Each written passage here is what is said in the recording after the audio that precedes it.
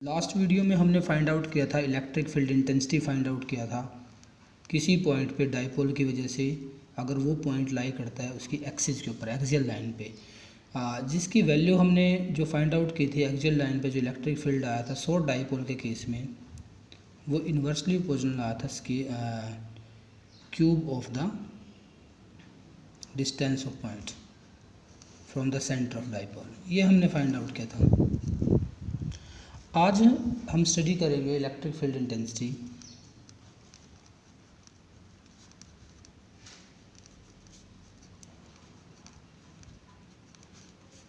At any point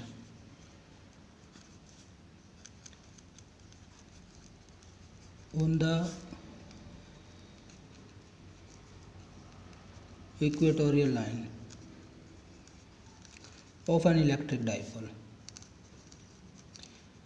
electric dipole की equatorial line पे हम फाइंड आउट करेंगे इलेक्ट्रिक फील्ड इंटेंसिटी की क्या वैल्यू आएगी और ये कैसे वेरी करेगा डिस्टेंस के साथ।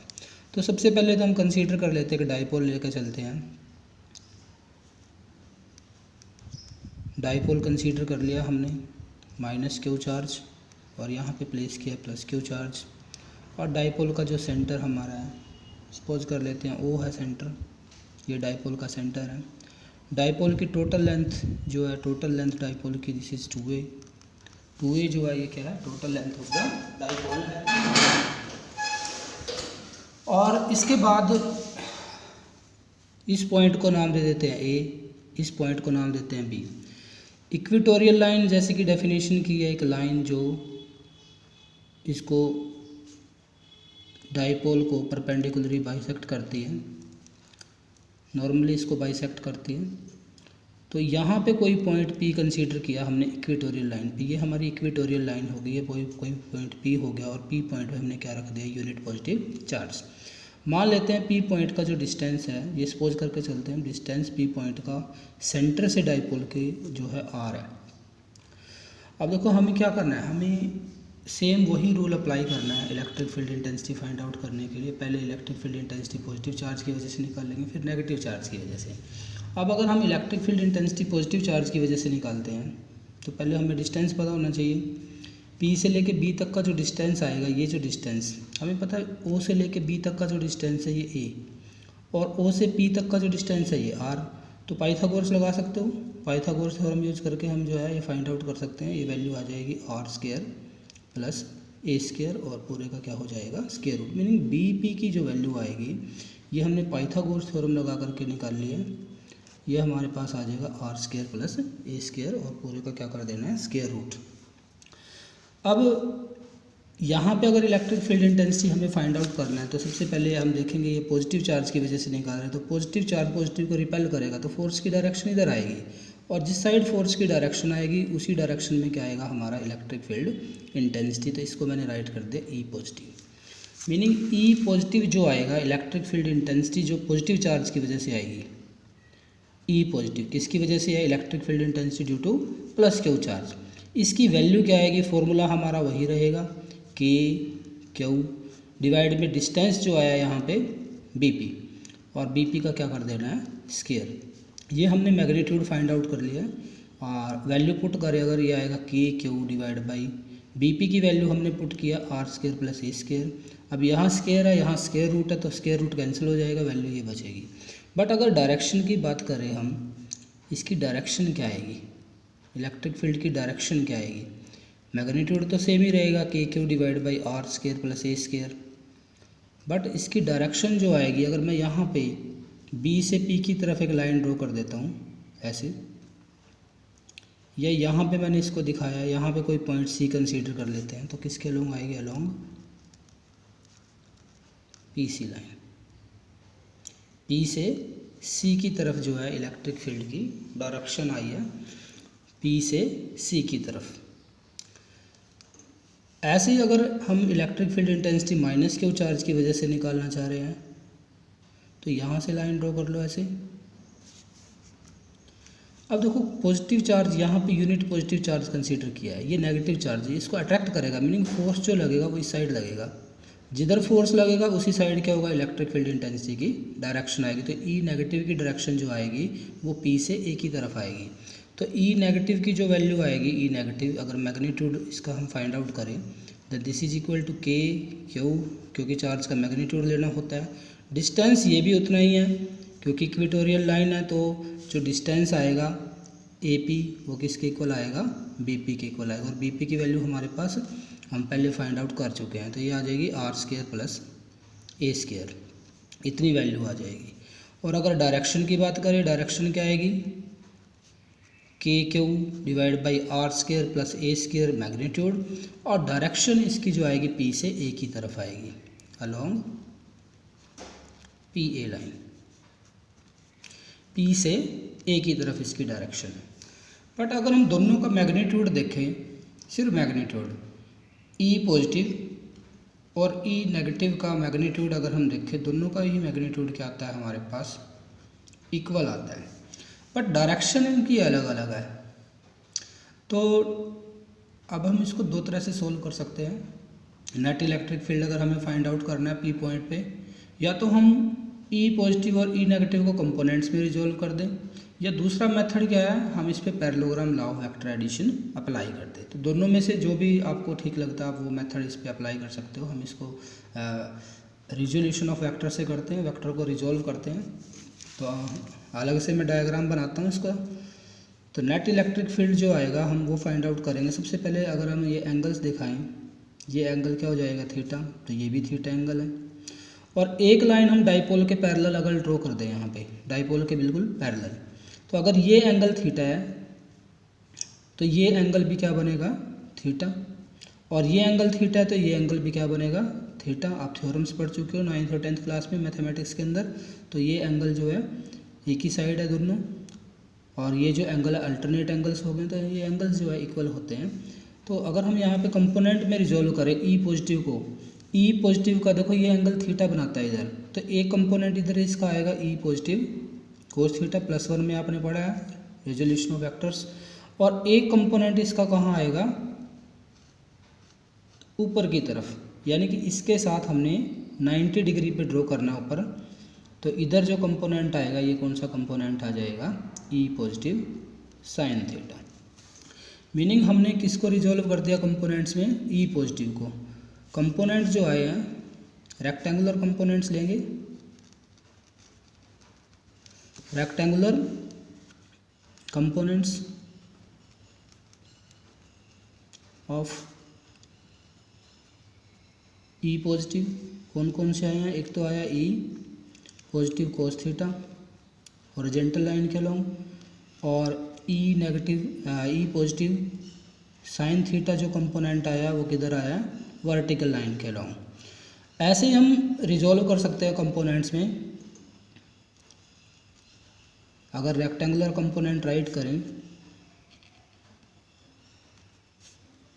ई नेगेटिव के, मीनिंग इन दोनों के ही हम कंपोनेंट यहाँ पे लिख सकते हैं। ई नेगेटिव के भी सेम ऐसे ही कंपोनेंट आएंगे। देखो अब ये थीटा एंगल इसके साथ है तो इधर जो कंपोनेंट आएगा वो कोस कंपोनेंट आएगा, ई नेगेटिव कोस थीटा। बट अब इसका जो दूसरा जो कंपोनेंट आएगा, क्योंकि नेट इलेक्ट्रिक फील्ड जो है ई नेगेटिव की वजह से वो नीचे की तरफ डायरेक्शन है, तो वर्टिकल कंपोनेंट जो आएगा ऊपर की तरफ नहीं आएगा, किधर आएगा, नीचे की तरफ। क्यों, क्योंकि नेगेटिव ई नेगेटिव की डायरेक्शन जो है वो कहीं ना कहीं पी से ए की तरफ है, तो ये डायरेक्शन किधर आएगी, नीचे की तरफ। तो इधर जो कंपोनेंट आएगा ये कौन सा होगा, ई साइन थीटा, ई नेगेटिव साइन थीटा। तो इसके भी दो कंपोनेंट्स हो गए हैं, ई नेगेटिव कोस थीटा, और दूसरा कंपोनेंट जो है ई नेगेटिव साइन थीटा। डायरेक्शन हम देख पा रहे हैं यहाँ पे। और अगर हम दोनों का साइन कंपोनेंट देखें, देखो दोनों का मैग्नीट्यूड इक्वल है, और साइन कंपोनेंट अगर दोनों का चेक करें हम, ई पॉजिटिव और ई नेगेटिव का, दोनों ही का कंपोनेंट एक दूसरे के बिल्कुल अपोजिट है। ये देखो ई पॉजिटिव साइन थीटा ऊपर लगा, ई नेगेटिव साइन थीटा नीचे लगा, दोनों की डायरेक्शन अपोजिट है। तो net electric field P point पे इन दोनों कंपोनेंट की वजह से क्या आएगा, जीरो आएगा। कितना आएगा, जीरो, क्योंकि ये दोनों एक दूसरे को क्या कर देंगे, कैंसिल आउट। ई पॉजिटिव साइन थीटा और ई नेगेटिव साइन थीटा दोनों का मैग्नीट्यूड सेम है बट डायरेक्शन अपोजिट है। तो पी पॉइंट पे इन दोनों कंपोनेंट की वजह से जो इलेक्ट्रिक फील्ड आएगा वो जीरो होगा। मीनिंग ई पॉजिटिव साइन थीटा जो आएगा ये किसको कैंसिल कर देगा, ई नेगेटिव साइन थीटा को ये कैंसिल आउट कर देगा।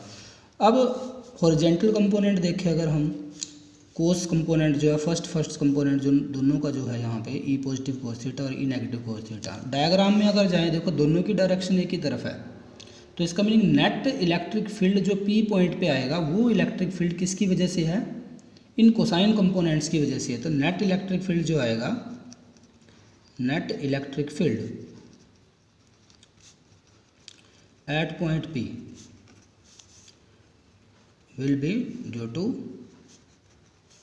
Cosine components of E positive and e negative. तो ये कितना आएगा net electric field e, this is equal to e positive cos theta plus में ई नेगेटिव कोस थीटा, दोनों का मैग्नीट्यूड का क्या कर दो सम। और डायरेक्शन अगर हम यहाँ पे शो करें, अगर मैं ये सपोज करूँ डाइपोल की डायरेक्शन, हम इसको डाइपोल को हमने एक्स एक्सिस के अलोंग रखा हुआ है और एक्स एक्सिस ए से बी की तरफ जाए पॉजिटिव और अगर बी से ए की तरफ आए तो नेगेटिव। तो यहाँ पे अगर मैं इसके साथ माइनस आई कैप लगाता हूँ तो कोई गलत नहीं होगा, क्यों? क्योंकि जो पी से electric field net electric field दे रहे हैं वो नेगेटिव एक्स एक्सिस के अलोंग दे रहे हैं, इसलिए नेगेटिव एक्स एक्सिस के लिए हम क्या लगाते हैं, unit vector minus I cap. But अगर सिर्फ मैग्नीट्यूड की बात करें हम, ई का सिर्फ मैग्नीट्यूड कितना आएगा, तो ई की वैल्यू हमारे पास है, दोनों ई की वैल्यू सेम है, तो हम इसको ऐसे भी लिख सकते हैं 2। ई की वैल्यू जो हमारे पास है वो ऊपर राइट कर चुके हैं हम, देखो k q divide by r square plus a square, और कोस दोनों में कॉमन है, कोस थीटा 2 बार आया है तो 2 यहाँ पे हमने इसलिए लगा दिया है क्योंकि दोनों क्या हो जाएंगे ऐड। अब हमें क्या करना है, कोस थीटा की वैल्यू पुट करनी है।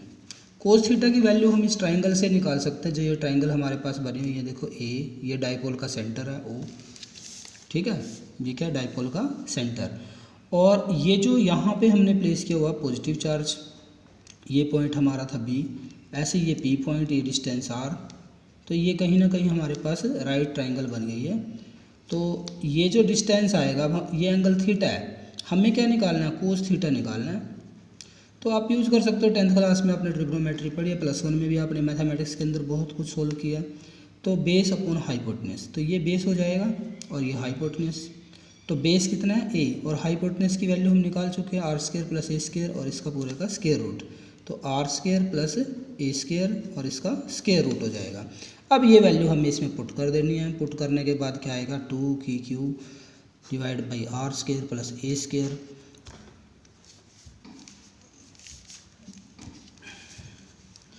और कोस थीटा की जो वैल्यू है हमारे पास a divide by r square plus a square, square root को हम लिख सकते हैं पावर इसकी 1/2, यहाँ पावर 1 हो जाएगी। अब देखो इनका बेस सेम है, पावर ऐड हो जाएगी, और 2 को हम लगा देते हैं ए के साथ। तो इलेक्ट्रिक फील्ड की जो वैल्यू आएगी, इलेक्ट्रिक फील्ड की वैल्यू आएगी हमारे पास k q into 2a divide by r square plus a square, और 1 + 1/2 कितना हो जाएगा, 3/2। तो Q इंटू 2a को हम क्या राइट कर सकते हैं, Q इंटू 2a को राइट कर सकते हैं P, डाइपोल मूवमेंट, क्या राइट कर सकते हैं, इसको हम P राइट कर सकते हैं। तो नया फॉर्मूला हमारा बन गया है, इलेक्ट्रिक फील्ड जो आएगा k p divide by r square plus a square raise to power 3/2। ये वैल्यू आएगी हमारे पास नेट इलेक्ट्रिक फील्ड इंटेंसिटी की इक्वेटोरियल लाइन पे अगर कोई भी पॉइंट हम कंसीडर करते हैं। अगर हम शॉर्ट डाइपोल का केस लें, फॉर शॉर्ट डाइपोल के केस में हम ये कंसीडर करके चलते हैं कि 2a जो डिस्टेंस है, this is very small as compared to the distance of point p, यानी कि r से काफ़ी स्मॉल डिस्टेंस है ये, यानी कि डाइपोल की लेंथ जो है वो वेरी स्मॉल है। अगर डाइपोल की लेंथ स्मॉल है तो हम यहाँ पे a को निगलेक्ट कर देंगे, तो इसी फॉर्मूले में, सेम फॉर्मूले में E का जो मैग्नीट्यूड हमने फाइंड आउट किया नेट इलेक्ट्रिक फील्ड इंटेंसिटी का, के पी डिवाइड बाई ए को निगलेक्ट कर देना फॉर्मूले से, तो यहाँ बचेगा r की पावर 3 बचेगा। मीनिंग कहीं ना कहीं इक्वेटोरियल लाइन पे जो इलेक्ट्रिक फील्ड की जो वैल्यू आई है इक्वेटोरियल लाइन पे, सिर्फ मैग्नीट्यूड जो आया है वो हमारा इन्वर्सली प्रोपोर्शनल आया है किसके, r की पावर 3 के। ठीक है। मीनिंग डाइपोल का चाहे कोई सा भी केस हम कंसीडर करें, चाहे एक्सिस पे निकाले चाहे इक्वेटोरियल लाइन पे निकाले, इलेक्ट्रिक फील्ड इंटेंसिटी जो है इसके इन्वर्सली प्रोपोर्शनल आएगी cube of the distance of point P. But एक सिंगल पॉइंट चार्ज के केस में हमने इलेक्ट्रिक फील्ड इंटेंसिटी जो फाइंड आउट किया था वो इन्वर्सली प्रोपोर्शनल था आर की पावर 2 के। ये किसके लिए था? पॉइंट चार्ज के लिए। तो दोनों में डिफरेंस आ गया कहीं ना कहीं। डाइपोल के केस में आर की पावर 3 के इन्वर्सली प्रोपोर्शनल है, जबकि पॉइंट चार्ज के लिए इलेक्ट्रिक फील्ड की वैल्यू आर की पावर 2 के इन्वर्सली प्रोपोर्शनल था। अब अगर हम ये चेक करें, जो इक्वेटोरियल लाइन पे या एक्सियल लाइन पे हमने इलेक्ट्रिक फील्ड निकाला था उसकी जो वैल्यू थी शॉर्ट डाइपोल के केस में 2 kp डिवाइड बाई आर की पावर 3 थी, और ये kp डिवाइड बाई आर की पावर 3 आया इक्वेटोरियल लाइन के केस में। तो इसलिए एक्सियल लाइन पे जो इलेक्ट्रिक फील्ड का मैग्नीट्यूड आएगा वो कितना आएगा? डबल आएगा। किसका? इलेक्ट्रिक फील्ड की वैल्यू जो इक्वेटोरियल लाइन पे हमने फाइंड आउट की है। अब डायरेक्शन की अगर बात करें, direction of net electric field equatorial line पे डायरेक्शन जो आएगी नेट इलेक्ट्रिक फील्ड इंटेंसिटी की,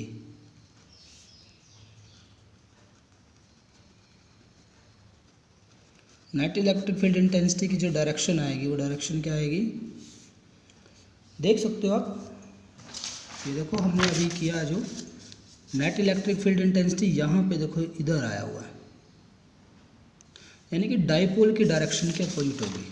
क्या होगी? Opposite to the direction of electric dipole movement.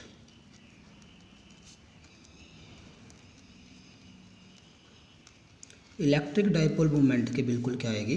Opposite. जबकि एक्सिस के ऊपर जब हमने electric field intensity find out किया था वो हमारा कैसे आया था? वो डायरेक्शन किधर आई थी? Along the direction of electric dipole movement के अलोंग आई थी। तो ये दोनों ही आर्टिकल में थोड़ा सा डिफरेंस आ गया है। इक्वेटोरियल लाइन पे जो इलेक्ट्रिक फील्ड इंटेंसिटी आया है, ठीक है, वो एक्सियल लाइन के कंपेयर में क्या आता है? कम आएगा। इक्वेटोरियल लाइन पे क्या होगा? कम होगा, हाफ हो जाता है किसका? जो एक्सियल लाइन के ऊपर इलेक्ट्रिक फील्ड इंटेंसिटी होती है। तो ये हमारा आर्टिकल था। नेक्स्ट आर्टिकल हम डिस्कस करेंगे डाइपोल को हम जब किसी यूनिफॉर्म एक्सटर्नल इलेक्ट्रिक फील्ड के अंदर प्लेस करते हैं तो क्या होगा, क्या उसके ऊपर कोई टॉर्क लगेगा या नहीं लगेगा, और साथ में हम उसकी पोटेंशियल एनर्जी भी फाइंड आउट करेंगे नेक्स्ट वीडियो के अंदर। Okay, thank you very much.